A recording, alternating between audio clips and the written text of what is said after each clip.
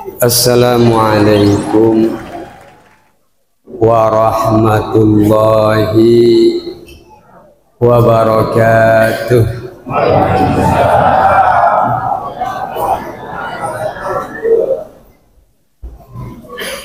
Alhamdulillahilladzi arsala rasulahu bil huda wa dinil haqqi liyudhhirahu 'alad dini kullih. Arsalahu basyiran wa nadhira wa da'iyan ila Allahi bi'idnihi wa sirajan munira. Ashhadu an la ilaha illallah wahdahu la syarika lah syahadatan u'idduha liliqaihi dukhra wa ashhadu anna Muhammadan abduhu wa rasuluh arfa'ul bariyati qadra. Allahumma salli ala hadan nabiyil karim war rasulil azim sayyidina wa maulana Muhammadin sayyidina wa maulana Muhammadin wa ala alihi wa sahbihi wa sallim tasliman katsira. Amma ba'du, faqala ta'ala fil Qur'anil Karim wa huwa asdaqul qailin huwallazi ba'atsa fil ummiyina rasulan minhum yatlu 'alaihim ayatihi wa yuzakkihim wa yu'allimuhumul kitaba wal hikmah wa in kanu min qablu la fi dhalalin mubin. Wa qala Rasulullah sallallahu alaihi wasallam innaka mru'un fika jahiliyah. Shadaqallah wa shadaqa rasul. Hadirin hadirat rahimakumullah, wabil khusus Ketua DKM Masjid Jami Al-Mubarak Al-Ustadz Jamaluddin yang kami hormati, segenap panitia yang kami muliakan, para asatidzah serta ustazat dan orang-orang tua kami yang kami hormati. Pada kesempatan ini, sambil menunggu penceramah yang sesungguhnya, saya cuma menggantikan sejenak saja. Kalau kita baru mulai kemudian datang penceramah, langsung kita ganti penceramahnya. Kalau kemudian belum juga, ya kita lanjutkan pembicaraan kita. Nah, dalam kesempatan ini kembali kita bersyukur kepada Allah Subhanahu wa Ta'ala yang telah melimpahkan begitu banyak nikmat karunia-Nya kepada kita, sehingga pada malam ini kita berkumpul di tempat yang mulia ini, di masjid, dengan tujuan yang mulia, yakni memperingati kelahiran junjungan kita Nabi besar Muhammad sallallahu alaihi wasallam. Salawat serta salam tak lupa senantiasa kita panjatkan kehadirat junjungan kita Nabi besar Muhammad sallallahu alaihi wasallam. Hadirin rahimakumullah, tidak ada rotan, akar pun jadi. Jadi rotan itu kan lebih kuat, lurus lagi. Kemudian kalau akar gitu kan ya, nggak lurus, nggak sekuat rotan. Nah, dalam kesempatan ini saya dimintakan untuk menyampaikan sambil menunggu penceramah kita, dan kemudian saya mencoba untuk menyampaikannya. Dan barang sekali saya menyampaikan memang lurus-lurus aja kayak pengajian. Saya nggak bisa banyak humor sih ya, banyak banyol. Jadi barangkali kalau di kalangan ibu-ibu kurang resep, kurang sedap rasanya. Karena tidak ada banyolan-banyolannya. Saya lagi mikirin ngomong aja saya bingung mau ngomong apa.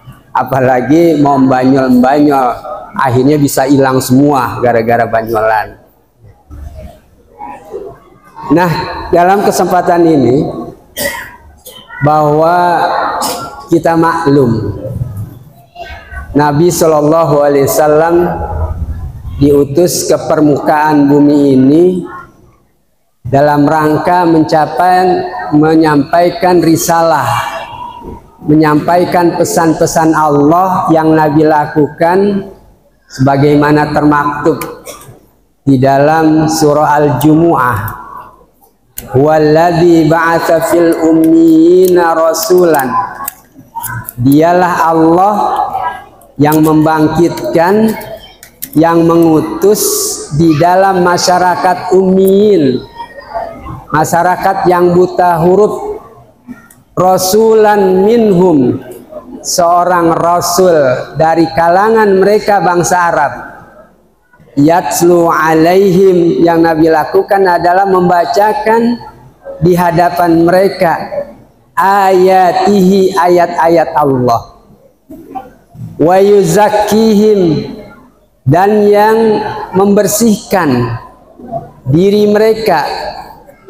Wa yu'allimuhumul kitaba wal hikmah, dan mengajarkan Alkitab, Al-Quran dan hikmah. Ada penafsiran berkaitan dengan al-hikmah itu adalah hadis Rasul Sallallahu Alaihi Wasallam. Wa in kanu min qablu la fi dhalalim mubin, yang sebelumnya mereka berada di dalam kesesatan yang nyata, yakni kesesatan jahiliyah. Kita lihat berdasarkan ayat tersebut, yang pertama bahwasanya Nabi Shallallahu Alaihi Wasallam diutus membawa risalah. Yang pertama adalah dengan yatlu alaihim ayatihi, membacakan di hadapan kafir Quraisy ayat-ayat Allah Subhanahu wa Ta'ala. Dibacakan di hadapan mereka karena Quran ini, kita paham atau tidak, itu akan memberikan sentuhan-sentuhan batiniah. Kalau kita dengarkan, kita perhatikan. Makanya idza quri'a alaihimul qur'anu fastami'u lahu wa ansitu la'allakum turhamun. Kalau dibacakan ayat-ayat Al-Quran, fastami'u lahu, maka dengarkanlah Al-Quran tersebut. Wa ansitu, dan perhatikan diam, la'allakum turhamun, supaya kalian mendapat rahmat dari Allah Subhanahu wa Ta'ala. Ini Al-Quran, ya. Yang di dalam definisi Al-Quran juga di sana dikemukakan, Al-Quran itu adalah yang dibawa oleh Rasul, kemudian ya dijadikan sebagai ibadah. Mengerti atau tidak, bagi orang yang membacanya itu menjadi ibadah dengan sebab membaca Al-Quran. Inilah alladzi ja'a bihi Muhammadun sallallahu alaihi wasallam wal muta'abbadu bitilawatihi, yang dibawa oleh junjungan Nabi sallallahu alaihi wasallam kalamullah, yakni firman Allah, yang dibawa oleh Nabi SAW kemudian dijadikan ibadah dengan sebab ya membaca Al-Quran. Nah, pertama adalah dibacakan di hadapan mereka. Makanya kita semua kalau sedang dibacakan Al-Quran kayak tadi oleh qori kita, itu kita dengarkan, kita perhatikan, apalagi suaranya enak. Ya, ini luar biasa, menjadi penyentuh di dalam diri kita Al-Quran tersebut. Nah, dari sinilah bahwasanya ulama mengemukakan tilawah itu adalah bahwa ada tilawah yang sifatnya lafziyah, lafaz. Ada yang sifatnya maknawiyah, yang sesungguhnya. Secara lafziyah, kita kaum muslimin, kaum mukminin itu harus membaca lafaz-lafaz Al-Quran sesuai dengan apa yang memang dituntut melalui pelajaran tajwid, melalui pelajaran tahsin. Dan ini wajib untuk diketahui oleh kaum muslimin, sekalipun kalau secara teori kita tidak tahu tetapi bacaannya benar. Nanti kasih tahu ya kalau sudah datang ustadznya ya. Jadi bacaannya itu harus benar ya. Karena Syekh Jazari, seorang ahli Al-Quran, itu mengemukakan bahwasanya ya, apa yang memang dituntut di dalam Al-Quran, lupa saya itu ya lafadznya, bahwa ya wal akhdhu bit tajwidi hatmun lazimu malam yujau widil Qur'ana afimu, kata seorang ahli Quran ya. Wal akhdhu bit tajwidi, dan belajar ilmu tajwid, hatmun lazimu, itu merupakan satu keniscayaan, satu kepastian, satu kewajiban. Malam yujau widil Qur'ana asimu, siapa yang tidak mentajwidkan baca Al-Quran dia berdosa ya. Jadi kalau sekedar baca tapi masih kacau makhorijul hurufnya, sin jadi sa jadi shin, ini namanya belum rapi bacaannya. Masih perlu bahwasanya bacaannya itu dipoles, dirapikan. Selama dia baca Al-Quran tetapi bacaannya masih belum benar, tidak berdosa karena masih belajar. Tetapi kalau cuma sekedar baca kagak belajar lagi, pada saat dia membaca Al-Quran, dia berdosa karena tidak mentajwidkan. Lebih-lebih sebagai imam. Kan kadang-kadang ya imam itu kurang memperhatikan, ada gitu kan ya.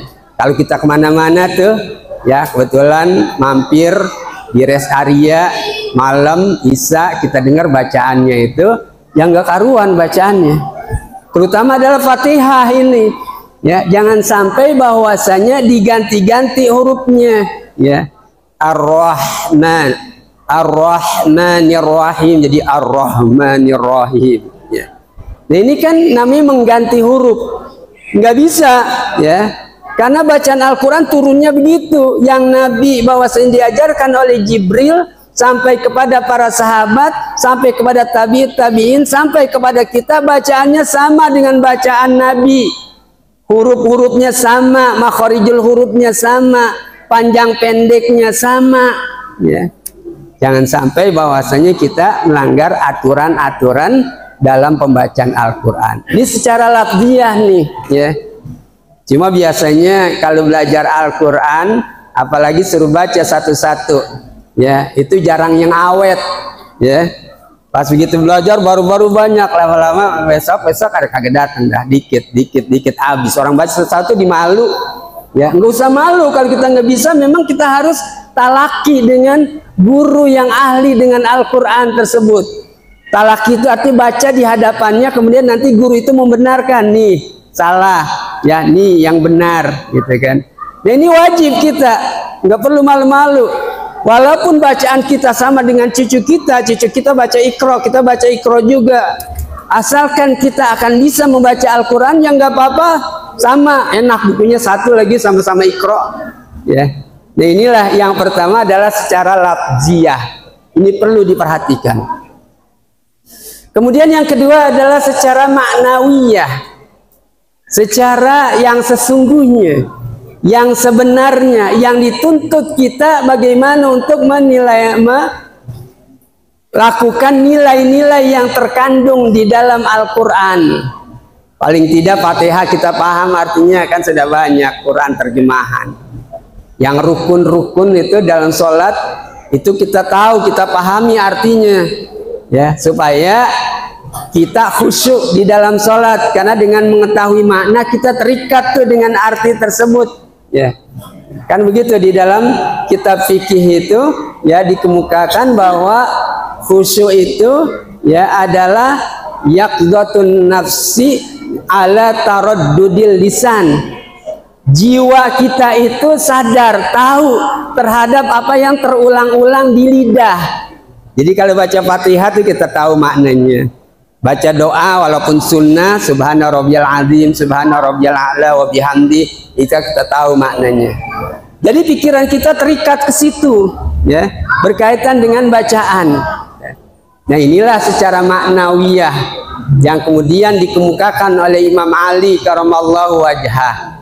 Salah satu ciri orang yang bertakwa itu adalah al-amalu ala tanzil, yakni mengamalkan berdasarkan apa yang diturunkan oleh Allah Subhanahu wa taala.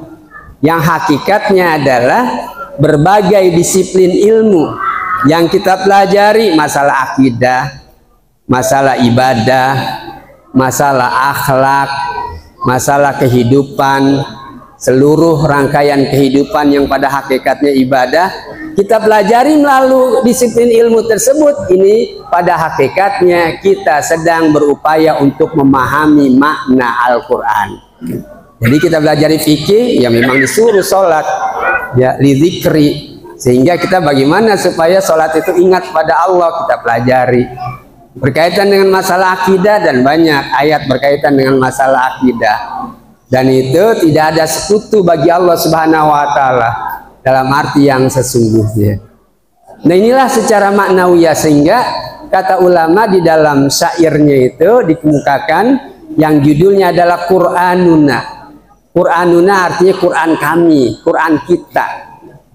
Di sana pada bait pertama dikemukakan Qur'anuna nurun yudhi'u thariqana Qur'anuna ya ikhwatal islami siru ilal amami bil ahdi wal iqdami bi suhbatil Qur'ani Qur'anuna nurun yudhi'u tariqana Qur'anuna. Itu kan enak kita sambil ngomong-ngomong cucu, kita senandungkan itu Qur'anuna, atau baca selawat yang lain, ya. Qur'anuna, Quran kami, nurun yudhi'u tariqana, adalah cahaya, ya, yang menerangi jalan kehidupan kami, ya. Jadi kalau pada syair Wulidal Huda juga, ya, dilahirkan Nabi pembawa petunjuk.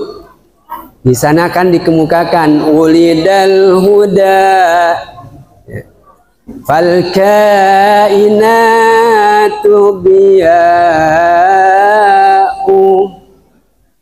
wa famuz zaman tabassumun wa sana'u. Wulidal Huda, dilahirkan petunjuk, cahaya, Nabi pembawa cahaya. Fal kainatu dhiya'u, semua yang ada itu menjadi jelas, menjadi terang, ya. Yang tadinya aturan di dalam masyarakat Quraisy tidak karuan, yang kuat menindas yang lemah, kemudian membunuh anak mereka yang perempuan. Ini kehidupan yang tidak jelas, gelap, dalam kegelapan jahiliyah namanya, yang memang bahwasanya kita dilarang untuk melakukan hal-hal tersebut. Begitu Al-Quran diturunkan, kemudian pada saat itulah semuanya menjadi jelas, semuanya menjadi terang, kelihatan Sehingga ini hukum yang harus diikuti di dalam Al-Quran. Ini adalah cara-cara kehidupan, ini cara ibadah, ini cara berakidah. Itu menjadi jelas semua. Bahkan dikatakan fal kainat, al kainat itu yang ada semuanya, ya. Yang ada di hadapan kita, alam semesta itu jadi jelas, ya. Jadi jelasnya bagaimana? Binatang misalnya menyembelih binatang, jangan tumpul pisaunya, ditajamkan supaya tidak begitu terasa sakitnya, langsung tersembelih, ya. Kemudian pohon-pohonan, tumbuhan itu jangan sampai ditebangi karena kita kesel, ya, dalam keadaan perang atau dalam keadaan apa namanya kalau orang-orang demo itu, kemudian tumbuhan-tumbuhan jadi pada terinjak-injak, ya. Makanya pada demo 212 dulu itu terjaga, ya. Karena umat Islam paham berkaitan kita harus melindungi pepohonan, ya. Apa sajalah bahwasanya termasuk adalah dunia berkaitan dengan masalah dunia manusia, alam jin, alam hewan, semuanya terjaga, ya. Dia'u menjadi jelas. Wafamuz zaman, dan mulut zaman. Artinya mulut orang yang ada di zaman itu, disebutkan zaman itu sebagai punya mulut gitu, kayak punya mulut kayak manusia, ya. Ini kalau belajar bahasa Indonesia nih anak-anak, ini kan namanya personifikasi, pengorangan. Burung-burung pun bernyanyi, masa burung bernyanyi kayak orang, ya. Kemudian bel memanggil-manggil siswa untuk masuk kelas. Masa bel manggil-manggil, kan yang manggil-manggil yang bernyanyi itu manusia, bukan benda. Jadi pengorangan namanya. Atau memang maksudnya adalah tadi, ya, zaman tersenyum, orang yang ada di zaman tersebut memang tersenyum. Sama di dalam surah Al-Kahfi itu ada was'alil qaryata, dan tanyalah qaryah, dan tanyalah satu desa atau satu negeri, ya. Jadi bukan desa atau negerinya yang ditanya, orang yang hidup di zaman itu, tanya mereka, ya. Sama bahasa kita kan, ya, sedang menggali apa? Menggali sumur. Kan bukan sumur. Kalau sumur udah jadi, yang digali tanah, bukan sumur. Ya, yang digali tanah. Ini adalah, ya, kaitannya dengan masalah permainan bahasa. Wafamuz zaman, ya. Tabassumun, kemudian zaman tersenyum, ya. Tabassumun, wafamuz zaman, dan mulut zaman tabassumun, ya, tersenyum. Wasana'u, dan memuji-muji Nabi Muhammad SAW yang dilahirkan. Nah, inilah yang kita lihat bahwasanya tadi kaitannya dengan masalah udan, kaitannya dengan masalah petunjuk, kaitannya dengan masalah sinar, ya, bahwa, ya, manusia akan menjadi jelas karena Qur'anuna nurun yudi utori kona, dari nurun. Quran adalah cahaya yang menerangi kehidupan kita. Ya ikhwatal islami, wahai saudara sesama muslim, siru ilal amami, majulah ke depan, ya, maju, siru ilal amam, ya. Siru ilal amami bil ahdi wal ikdami, dengan tekad dan langkah, bisuh batil Qur'ani, yang didampingi dengan Al-Quran. Kalau kita mau maju, itu harus dengan didampingi dengan Al-Quran. Jangan lepas dari Al-Quran, sehingga kita bisa maju bersama-sama, kita bisa melangkah bersama-sama, karena Al-Quran membimbing kita dalam kehidupan ini, ya. Jadi inilah yang kita lihat betapa zaman ini begitu dipengaruhi oleh paham-paham berbagai macam pemahaman lah, yang kemudian ada istilah al-ghazwu al-fikri, yakni ghazwul fikri, yakni artinya perang pemikiran, perang otak, perang ideologi. Bagaimana umat Islam itu ingin supaya dihilangkan oleh orang-orang munafik yang tidak senang dengan Islam, ya. Semuanya. Mereka menginginkan untuk menghapuskan nilai-nilai Islam, ya, izalatul Islam wal muslimin, Ya, fi ayunihim, bagaimana menghapuskan, menghilangkan Islam dan kaum muslimin dari pandangan mereka. Berkaitan dengan masalah akidah, jadi buram, tidak jelas akidah. Banyak terjadi kesyirikan tanpa kita rasakan. Berkaitan dengan masalah ibadah, banyak penyimpangan di dalam ibadah yang dilakukan. Berkaitan dengan masalah akhlak, sudah otomatis karena akidahnya tidak benar, ya ibadahnya tidak pas, akhirnya akhlaknya pun menjadi kacau. Nah inilah ya, bahkan permasalahan kaum muslimin, termasuk berkaitan dengan masalah kemasyarakatan, berkaitan dengan masalah perekonomian, supaya tidak berdasarkan ekonomi Islam, tidak berdasarkan masyarakat yang berdasarkan Islam. Yuriduna liyutfi'u nurallah wallahu mutimmu nurihi walau karihun Bapak kafirun, ya. Yuriduna, mereka menginginkan ayyutfi'u nurallah, untuk memadamkan cahaya Allah, ya.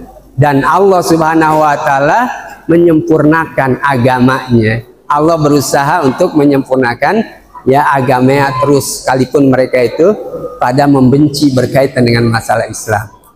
Nah inilah hal-hal yang beredar.